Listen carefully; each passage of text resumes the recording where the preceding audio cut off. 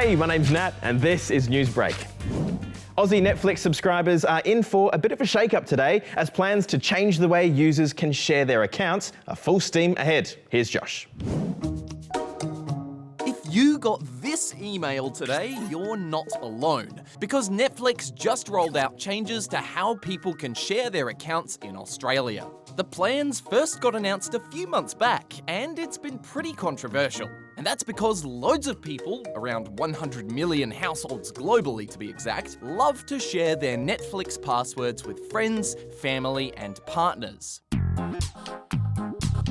You see, Netflix used to openly encourage this, but they've had a bit of a change of heart. Go right on ahead. You can share your password. Oh, sweet. Let me just tell my best friend that he can use my account. What are you doing? What? You just told me that I... And that's all because streaming services haven't been doing that great lately. It was revealed in April last year that, for the first time in a decade, Netflix had actually lost more subscribers than they had gained. Other platforms like Disney Plus have been struggling too, with Disney announcing earlier this year they'd be ditching 7,000 jobs in an effort to save money.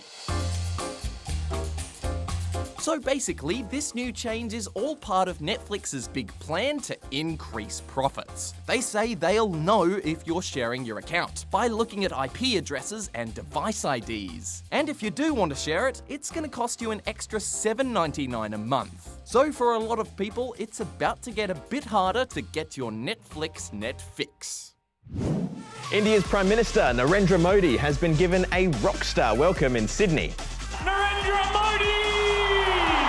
More than 20,000 people filled Kudos Bank Arena to see the Indian and Australian Prime Ministers speak for nearly an hour. Namaste, Australia!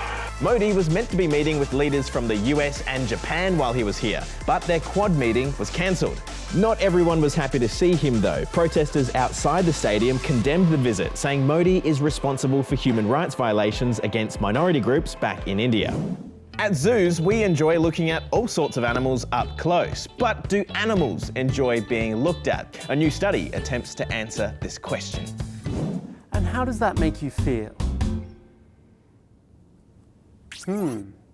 Sometimes it can be hard to know what animals are thinking, Yeah, I'm getting nothing out of this one. but that's what researchers have been trying to decipher at this zoo in the UK, where they're asking the question, do animals enjoy having human visitors? And it seems like the answer is, it really depends on the animal. Some of the elephants seem to love the attention. She's 9 months old, and sometimes she'll come over and really inquisitive about these slightly noisier school children.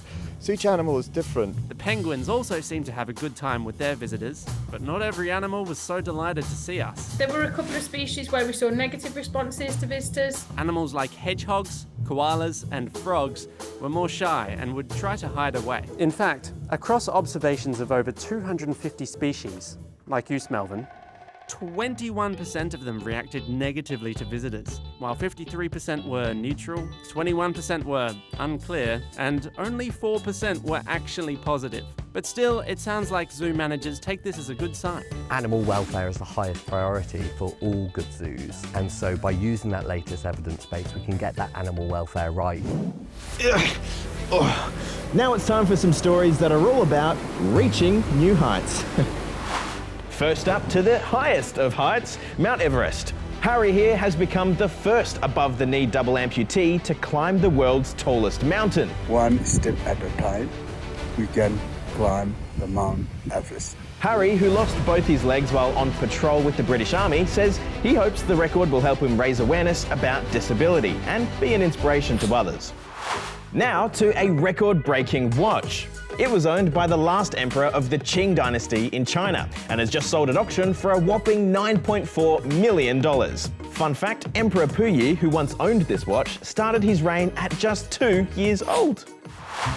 And finally, to a record-breaking high-jumping llama. His name is Boateng de Oro, and he's just earned himself the title for highest jump by a llama. Boateng cleared this hurdle at a height of 1.3 meters, and his owner reckons he could have jumped even higher, but says the camera crew filming him might have made him a bit nervous. Well, that's all I've got time for today. See you tomorrow. Bye.